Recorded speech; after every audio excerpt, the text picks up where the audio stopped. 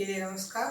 आज से 10th class का हिंदी मीडियम का भी क्लास स्टार्ट हो रहा है, तो उन सभी स्टूडेंट के लिए बहुत बहुत बधाई जो 10th क्लास में हिंदी मीडियम में है। उनके लिए भी आज से 10th क्लास की हिंदी मीडियम की क्लास स्टार्ट हो रही है।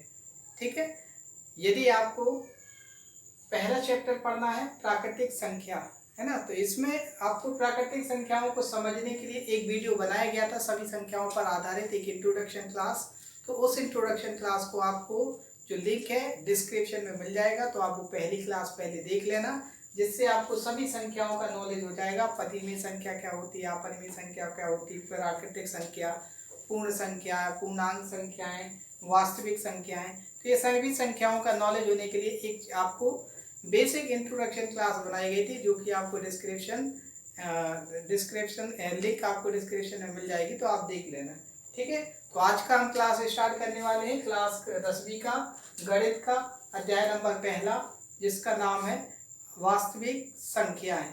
वास्तविक संख्याओं में हम पहली एक्सरसाइज पढ़ेंगे, बट पहली एक्सरसाइज पढ़ने से पहले हमको इसके कुछ बेसिक तीन अपन को क्या टर्मिनोलॉजी पता होना चाहिए, इसके तीन शब्द पता होना चाहिए। एक तो एल्गोरिथम क्या होता है, फिर प्रेमिका क्या होती है, और यूक्लिड विभाजित प्रेमिका, ये एक प्रमेय है, ये क्या होती है। एक नंबर का स्टेटमेंट आपके परीक्षा में पूछ लिया जाता है, या जो पहली एक्सरसाइज है उसमें हमको इसी प्रमेय का उपयोग करना है। तो पहले हमें ये समझना पड़ेगा कि ये होता क्या है। तो आइए बढ़ते हैं, पहले अपन स्टेप समझते हैं। एल्गोरिथम क्या होता है, तो एल्गोरिथम में क्या होता है, सुपरिभाषित चरणों की एक श्रृंखला होती है। ये क्या होती है, सुपरिभाषित चरणों की, मतलब स्टेप। अपन किसी को भी क्वेश्चन को करते हैं तो स्टेप बाय स्टेप करते हैं, पहला स्टेप किया, दूसरा स्टेप किया, फिर तीसरा स्टेप किया, तो उस प्रकार से ये वो चरण ही कहलाते हैं। एक उसकी श्रृंखला होती है जो एक विशेष प्रकार की समस्या को हल करती है। मतलब एक क्वेश्चन करने के लिए एक विशेष प्रकार के स्टेप जो होते हैं,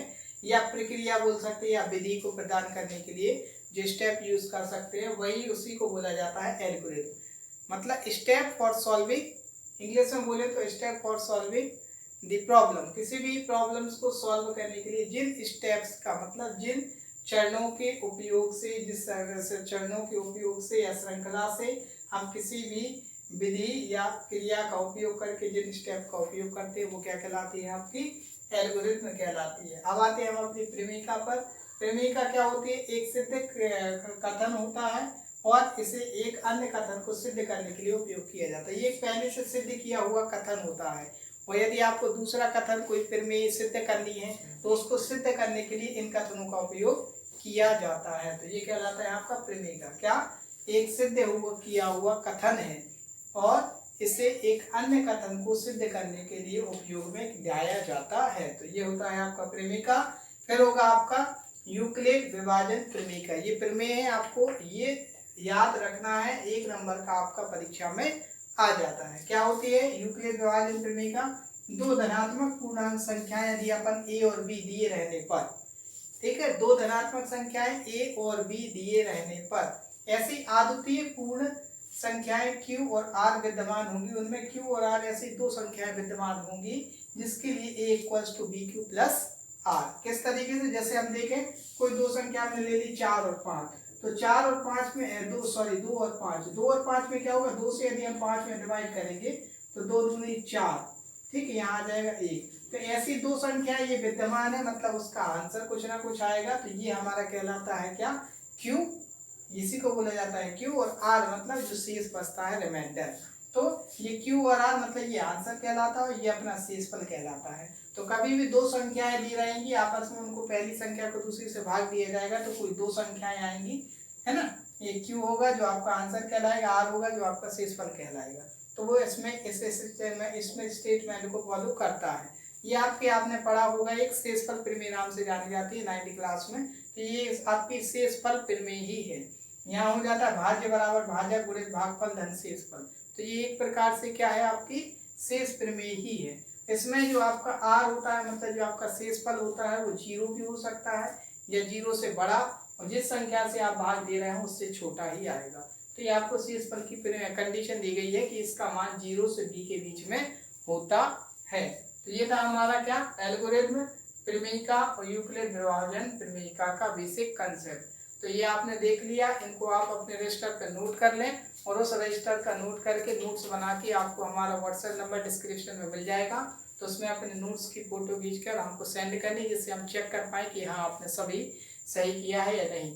या जो भी आपको डाउट रहेंगे तो वो आप व्हाट्सएप से हमसे जुड़कर आप अपनी क्लियर कर सकते हैं, या फिर कमेंट लिखकर भी आप अपने डाउट बता सकते हैं। तो उसमें आपको नेक्स्ट क्लास जब होगी तो आपका पहले डाउट सॉल्व भी किया जाएगा, उसके बाद क्लास को कंटिन्यू आगे बढ़ाया जाएगा। तो ये था हमारा बेसिक। चलिए अब हम बढ़ते हैं एक्सरसाइज नंबर 1.1 पर। इसका यूज उसमें करना पड़ेगा, है ना। तो ये आप ध्यान से लिख लेंगे कि यूक्लिड विभाजन प्रमेय क्या होती है। इसकी मदद से हम पहली एक्सरसाइज को अब हल कर रहे हैं। तो आइए बढ़ते हैं पहले क्वेश्चन पर, आज का एक्सरसाइज का पहले क्वेश्चन पर। चलिए क्वेश्चन नंबर फर्स्ट है, निम्नलिखित संख्याओं का HCF ज्ञात करने के लिए यूक्लिड विभाजन प्रमेय का उपयोग कीजिए। आपको यूक्लिड विभाजन प्रमेय का उपयोग करके इनके HCF फाइंड करना है। चलिए आइए देखते हैं। इसके 3 क्वेश्चन है, तीनों क्वेश्चन भी करके करेंगे। पहले पहला क्वेश्चन करते हैं, किस तरीके से करना है तो वो आपको हम बताते हैं। पहले तो हल आपकी संख्या दी है 135 और 225। क्या करोगे, एक हो जाएगा A, एक हो जाएगा B। जो छोटा होगा उसको आप मान सकते हैं क्या, छोटे वाले नंबर से बड़े वाले नंबर में आपको क्या करना पड़ेगा, डिवाइड करना पड़ेगा। तो जिसमें डिवाइड करो आप उसको A मान सकते हो, जिससे डिवाइड करो उसको आप B मान सकते हो, या डायरेक्ट भी आप डिवाइड करके लिख सकते हो। 135 से आप डिवाइड करोगे तो कितनी बार में जाएगा, 135 का आपको दुनिया आना चाहिए, 270 हो जाएगा 2 बार में, तो एक ही बार जाएगा। तो 135 एकम 135 यहाँ आ जाएगा। क्या करेंगे, माइनस कर देंगे, 5 में से 5 जाएगा 0 बचेगा, यहाँ 2 को माने 12 में से 3 जाएगा 9 बचेगा, यहाँ पे 0। कितना आ गया 90। अब क्या करेंगे, हम 90 से फिर भाग देंगे किसमें, 135 से। जो शेषफल बचेगा उससे फिर उसी संख्या में भाग दिया जाएगा, फिर शेषफल बचेगा फिर उसी संख्या में भाग। ये तब तक प्रोसेस चलेगा जब तक कि आपका शेषफल 0 नहीं आए। तो 90 से हम करेंगे, 90 का 90 फिर आएगा, फिर यहाँ बचेगा 45, है ना। 45 फिर 45 से भाग देना पड़ेगा हमें किसमें, 90 में। तो 90 में भाग देंगे तो 45 दूनी 90। तो इस तरीके से आपका पूरा पूरा भाग चला गया, शेषफल आ गया 0।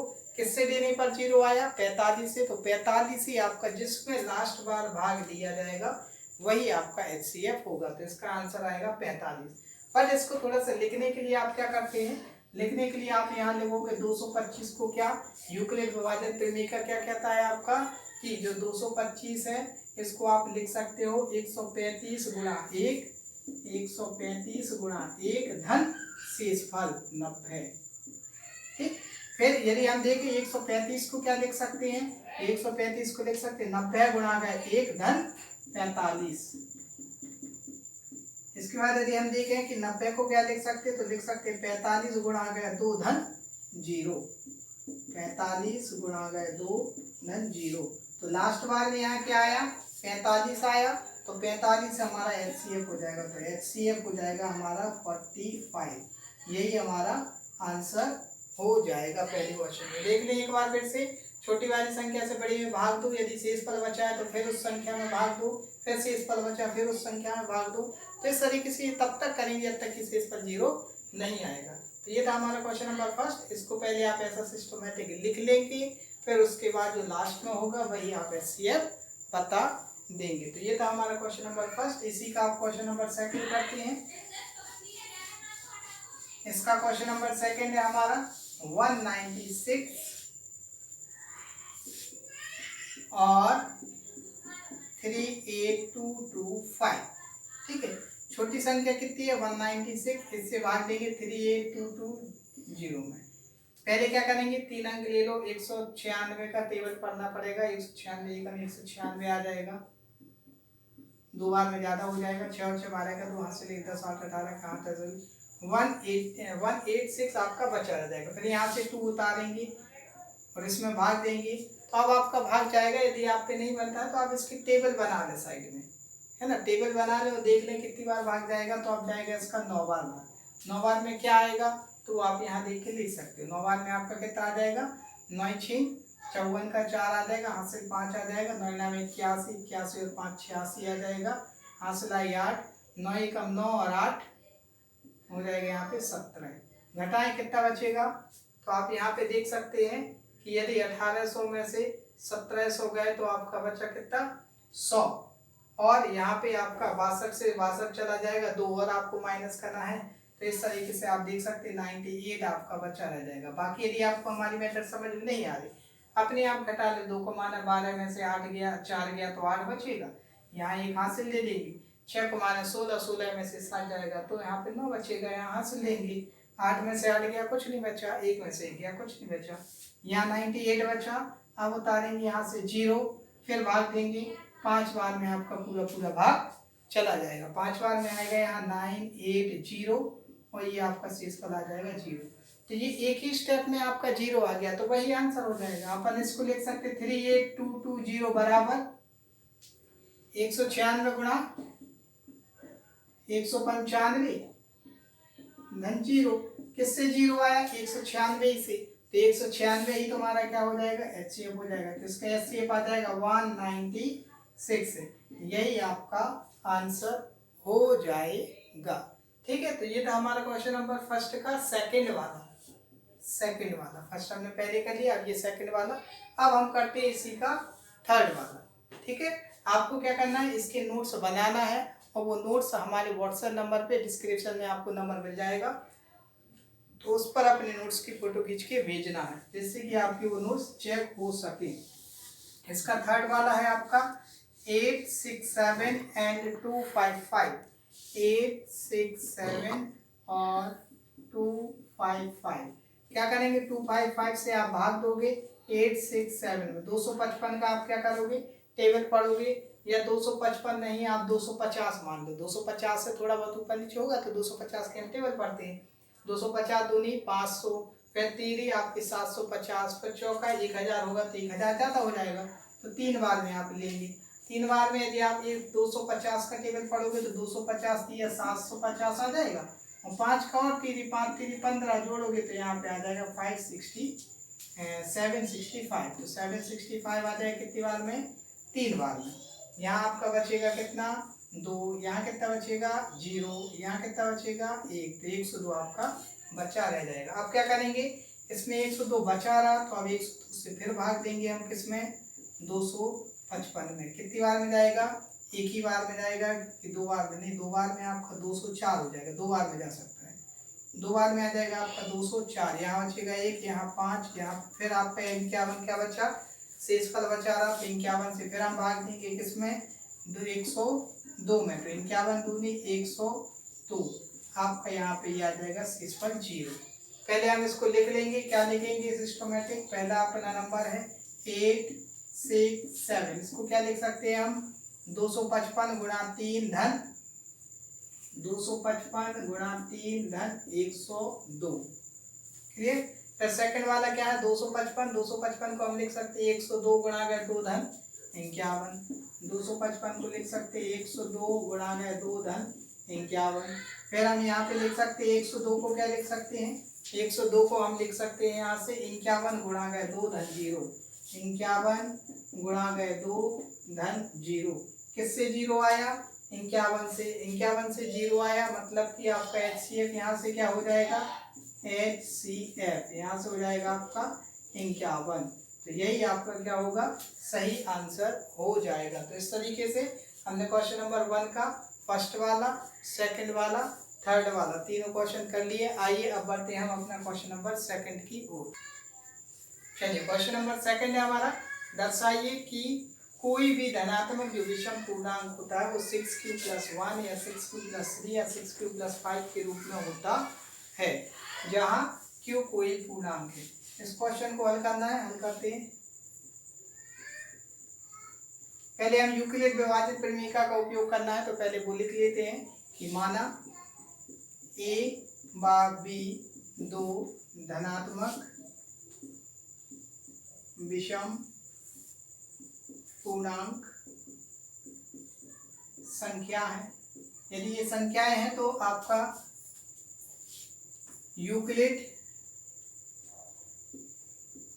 विभाजन प्रमेयिका क्या कहता है, इसमें Q और R ऐसे दो नंबर्स होंगे जिसके लिए आपका a equals to B Q plus R हो जाएगा, और जहाँ पे ये आर होगा वो आपका 0 से बड़ा और b से ऐसा छोटा होगा।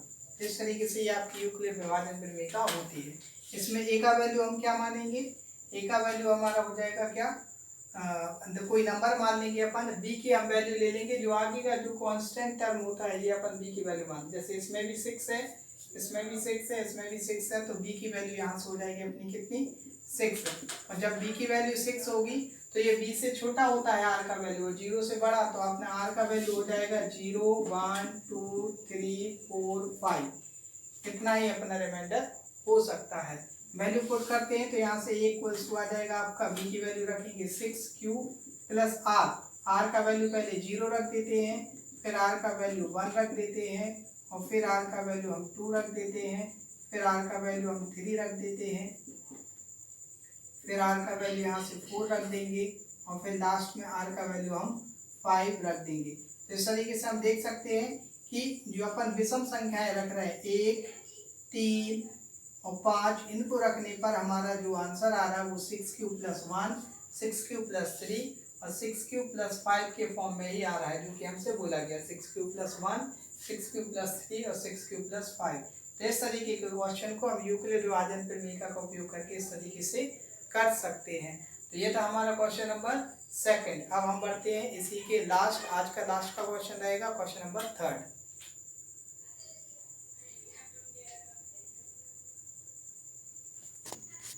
चलिए क्वेश्चन नंबर 3 करते हैं। क्वेश्चन नंबर 3 है, किसी परेड में 616 सदस्यों वाली एक सेना आर्मी की टुकड़ी को 32 सदस्य वाली एक आर्मी बैंड के पीछे मार्च करना है।